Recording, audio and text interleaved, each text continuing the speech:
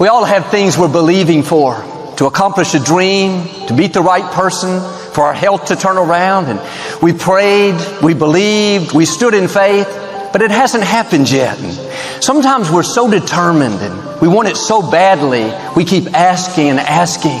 God, you've got to turn this around. God, please heal my child. God, I'm begging you, give me this good break. But here's the key. Once you pray, you don't have to ask anymore. From then on, you need to thank God that it's on the way. Instead of, God, I'm dealing with this sickness, please heal me. No, you've already prayed. Now it's, Lord, I want to thank you that I'm healed. Instead of begging, God, please get my child back on course. God, please don't let him get in trouble. Try a different approach. Lord, I thank you that my children will fulfill their destiny. Thank you that as for me and my house, we will serve the Lord. It's a different mindset. When we keep asking again and again, pleading with God, it's like we're trying to talk him into it. Maybe he doesn't want to do it. Maybe we're not good enough. Maybe we don't deserve it. But when you switch over into thanking him, you're saying, God, I trust you. I know you're faithful to your word, that what you promise and purpose for my life will come to pass. Jesus said in Mark 11, when you pray, believe that you receive when you pray. Not when it shows up, but when you pray, believe that it happened. Believe that God is so faithful that he set the miracle into motion. That in the unseen realm, angels are dispatched with your healing, your breakthrough, your freedom. Well, if you receive when you believe, if you already have it by faith, then you don't have to keep asking for it. You have to switch over from asking to thanking God. There was a lady in the scripture that came up to Jesus and she started begging him to heal her daughter.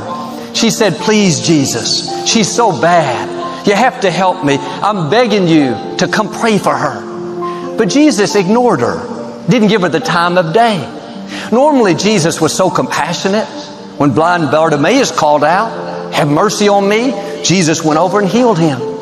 When a government official stopped Jesus, said, my little girl is so sick, will you come to my house and pray for her? Jesus spoke the word and his daughter was healed. What was different about this woman? She kept begging and begging, trying to get Jesus to change his mind. When she realized that wasn't working, the scripture says she fell down at Jesus' feet and began worshiping him, thanking him, praising him. That's when Jesus changed his mind and healed her daughter. What begging couldn't do, thanking God will do. Don't be a beggar, be a believer. When you pray, believe that it's done and start thanking God that it's on the way. Believe that God heard you. Believe that he's faithful, that he set the miracle into motion, and believe that you deserve it, that you're worthy, that you're a child of the Most High. No more begging God year after year. God, please help me to make good decisions. No, the right approach is, Father, thank you that I have the mind of Christ. Thank you that I'm full of wisdom, that I have clear direction for my life. That's praying in faith. The scripture says, come boldly to the throne of grace. You won't go boldly if you're always begging. You won't pray with confidence if you're asking again and again for the same thing. You need to switch out of the asking mode into the thanking mode. Paul said it this way in Philippians, bring your request to God with thanksgiving. It's not enough to just ask. You have to add this second part, thanksgiving. That's your faith being released. Instead of, God, please help me. I don't see how I'm going to make it financially. God, I'm begging you. That's a sincere prayer, but it's not an effective prayer. A better approach is find what God says about you in the scripture. Find some promises and thank God for them.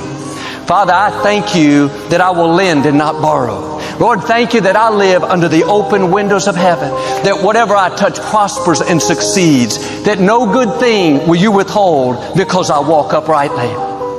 I take time every morning to start the day off in faith, pray and read my Bible. But 90% of my prayer time is thanking God for what he's done and thanking him for what he's promised. I don't get up every morning and say, God, please bless me. Please anoint me. God, please keep my children from harm. God, please help us. God, let me leave my mark. Give me your favor. Well, I've already asked God for those things. When I prayed, I received it by faith. I believed that God heard me. I believe that He's trustworthy, that He's working behind the scenes. So I don't keep asking again and again, week after week, year after year. I switched over into thanking God. Father, thank You that I'm blessed. Thank You that You've crowned me with favor. Thank You that I'm anointed. Thank You that my children are mighty in the land. Thank You that Your angels watch after us. Lord, thank You that Lakewood is strong, that from generation to generation we will tell of Your goodness. That kind of praying gets God's attention. Thanking Him is your faith at work. When He hears praises coming up, blessings will come down. That's when He'll dispatch angels and set miracles into motion. But begging God won't do this. Pleading again and again for the same thing. No, turn it around. God heard you the first time you asked. Don't pray like He didn't. If you keep asking, you're saying, God, I'm not sure. Maybe nothing happened. The right attitude is, Lord, I thank You that my healing is on the way. Thank You that the right person is en route. Thank You that it will be a bountiful year. And when you're tempted to worry, thoughts come saying it's never going to work out, you don't have to go back and pray again. Oh God, please let it happen. No, Father, thank You that it's on the way. That's what keeps you encouraged. When you hear yourself thanking God for what He promised, declaring His goodness and speaking victory into your future, that's what builds your faith. That's how you're going to stay strong and have the endurance to see the promise come to pass. God told Abraham and Sarah that they were going to have a baby, but they were both way too old. Sarah had already gone through the change of life. She had been barren, never able to conceive. Now Abraham was 80 years old. She was 70. Seemed impossible. Year after year went by and they didn't see any sign of a child. Every day that passed, it was less likely that it would happen. You can imagine the thoughts that came to Abraham. You're not going to have a baby. That defies the laws of nature.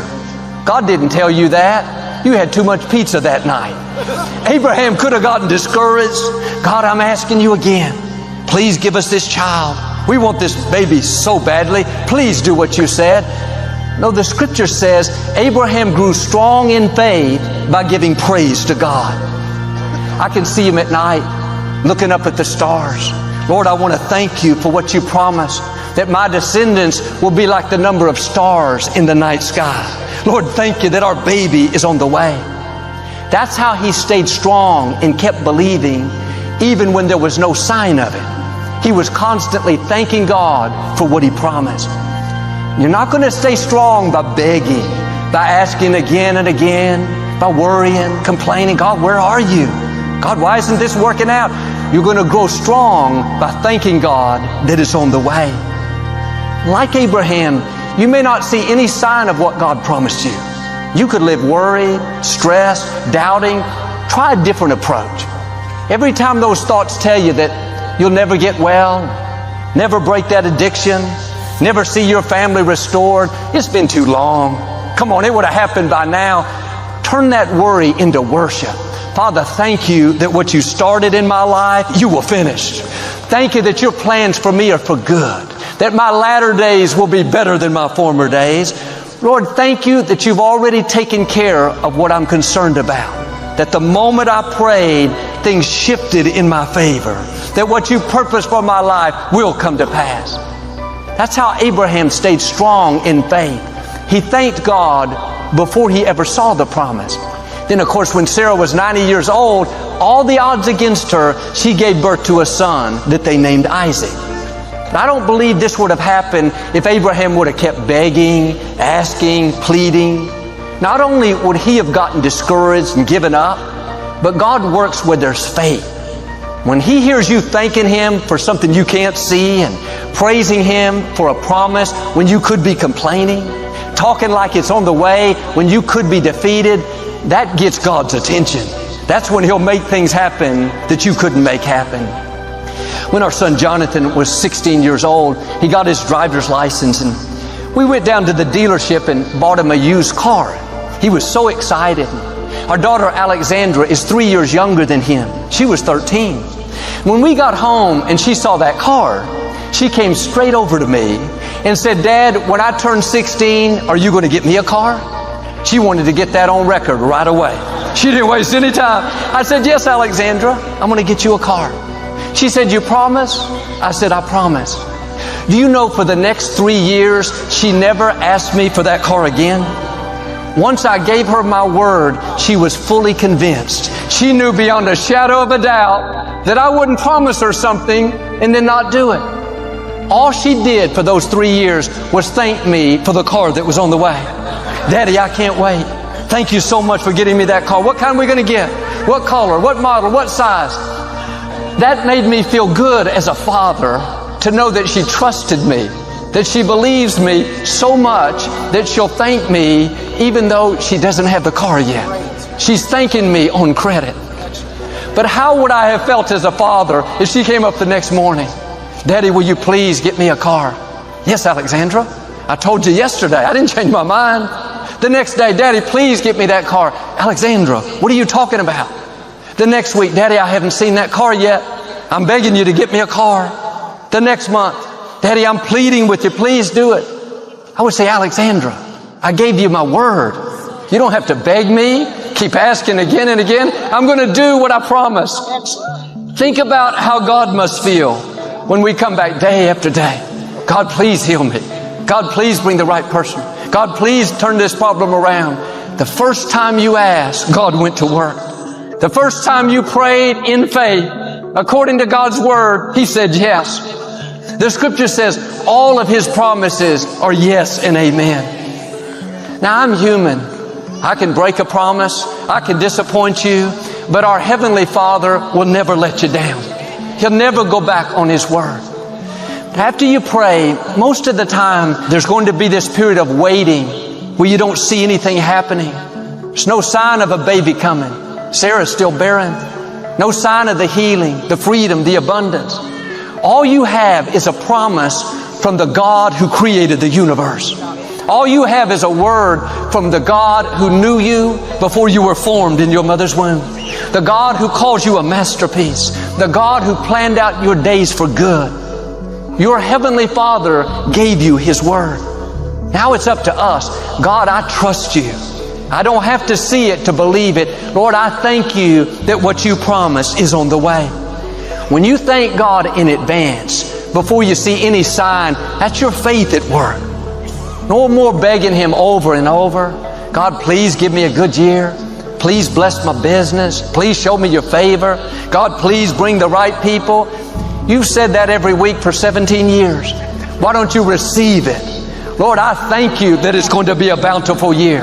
Thank you that your blessings are chasing me down. Thank you that I'm surrounded by your favor, that goodness and mercy are following me, that divine connections are headed my way. The scripture says it is the Father's good pleasure to give you the kingdom. You don't have to beg God. He wants to give it to you.